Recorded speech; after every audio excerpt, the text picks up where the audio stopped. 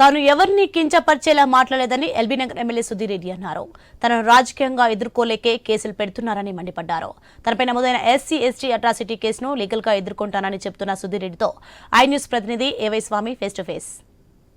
వర్గంలో రాజకీయం రంజుగా మారింది. స్థానిక ఎమ్మెల్యే సుధీర్ రెడ్డి పైన అధికార పార్టీ ఎస్సీ ఎస్టీ అట్రాసిటీ కేసు పెట్టించడం పట్ల ఆయన ఆగ్రహాన్ని వ్యక్తం చేస్తున్నారు. మనతో ఉన్నారు, అని తెలుసుకుందాం. సుధీర్ రెడ్డి గారు చెప్పండి, ఎందుకు మీ మీద కాంగ్రెస్ పార్టీ ఇలా అక్కసుతో కేసులు పెట్టిందని ఆరోపిస్తున్నారు?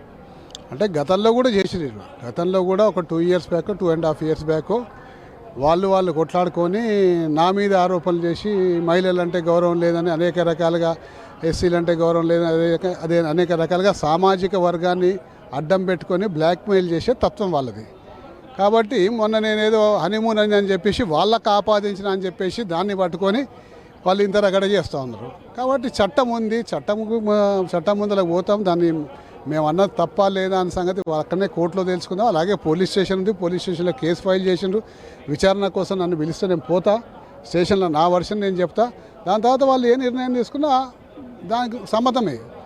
అంటే మీరు కేవలం రన్నింగ్ పొలిటికల్ కామెంట్ చేశారా, పర్టికులర్గా పర్సన్ పాయింట్అవుట్ చేశారా? పర్టికులర్గా పర్సన్ పాయింట్అవుట్ చేయలేదు. రన్నింగ్ పొలిటికల్ కామెంటరీ మాత్రమే చేసిన. అందులో అందరి పేర్లు ప్రస్తావించిన. ఆ ప్రస్తావించిన రికార్డు ఉండదు. కాకపోతే అది అన్ని పేర్లు కట్ చేసేసి ఆ ఒక్కొక్క పేరే వాళ్ళు హైలైట్ చేస్తున్నారు. మిగతా ఇవన్నీ కూడా మా దగ్గర ఉన్నాయి. కాబట్టి మేము విచారణ సందర్భంగా అన్నీ కూడా చూపెడతాం. కేవలం రాజకీయ బురద జల్దామనే ఉద్దేశంతో వాళ్ళు కొంతమంది భారతీయ జనతా పార్టీ వాళ్ళు, కాంగ్రెస్ వాళ్ళు ఒక అక్రమ కలయిక మా ఎల్బీ నగర్లో ఏంటంటే బీజేపీ కాంగ్రెస్ వాళ్ళు కొంచెం అక్రమ కలయిక. కేవలం ఎందుకంటే సుధీర్ రెడ్డి గారి మీద బురద జల్లడానికి మాత్రమే ఉపయోగిస్తారు అది.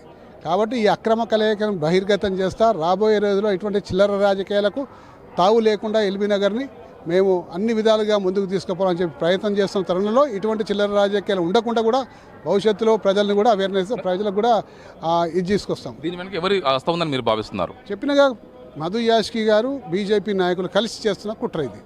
మధు యాష్కి గారు బీజేపీ నాయకులు. ఎందుకంటే మొన్న ఎన్నికల్లో కూడా నా మీద ఒక దేవిరెడ్డి సుధీర్ రెడ్డి అనే వ్యక్తిని పట్టుకొచ్చి నా మీద నామినేషన్ వేసిండు.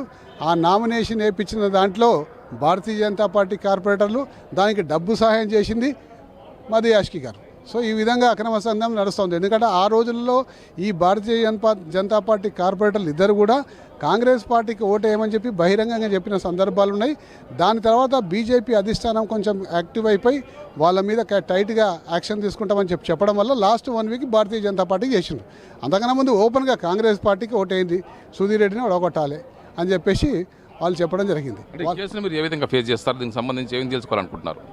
చట్టపరంగా కోర్టులు ఉన్నాయి, న్యాయస్థానం అంటే గౌరవం ఉంది. కోర్టులలో తెలుసుకుంటాం. ఏ విధంగా సరే చట్టాన్ని గౌరవిస్తాం కాబట్టి కోర్టులో ఏ విధంగా చేస్తే ఆ విధంగా నడుచుకుంటాం. అంటే పొలిటికల్ కాన్స్పిరసీ ఉందా? మీరేమన్నా పార్టీ మారాలని చెప్పేసి కాంగ్రెస్ పార్టీ ఉన్న ఒత్తిడి ఉందా? గతం నుంచి కూడా ఇలాంటి ప్రచారం జరిగిందా? దానికి ఉన్న ఇప్పుడు అక్కసుతో ఇలాంటి కేసులు పెట్టించారు అనుకోవచ్చా? నేను మారాలంటే అడ్డుకుంటాడో ఓడలేడా? ఆ అడ్డుకుంటే కెపాసిటీ ఉన్నవాడు ఓడవడలేడు. నేను మారేది లేదని సంగతి చాలాసార్లు స్పష్టంగా చెప్పిన. కానీ పొలిటికల్ కాన్స్పిరసీ మొదటి నుంచి కూడా నన్ను డిఫేమ్ చేయాలని చెప్పేసి చాలామంది ప్రయత్నం చేస్తున్నారు. వారి వల్ల కావటం లేదు కాబట్టి ఇప్పుడు 2 పార్టీల వాళ్ళు కలిసిండ్రు. ఖచ్చితంగా రానున్న రోజుల్లో దీని కేసును ఎదుర్కొంటాను. నేను రాజకీయంగా నన్ను ఎదుర్కోలేక ఇలాంటి పొలిటికల్గా కోయికులతో కొద్దిమంది కలిసి ఇలాంటి కేసులు పెట్టించారు. నేను మాట్లాడేది ఒకటి, అందులో కడిట్ చేసి కావాలని చెప్పి చేస్తున్నారని చెప్పేసి కూడా సుధీర్ రెడ్డి అంటున్నారు. కెమెరామెన్ నవీన్తో A Y Swamy, I news, Hyderabad.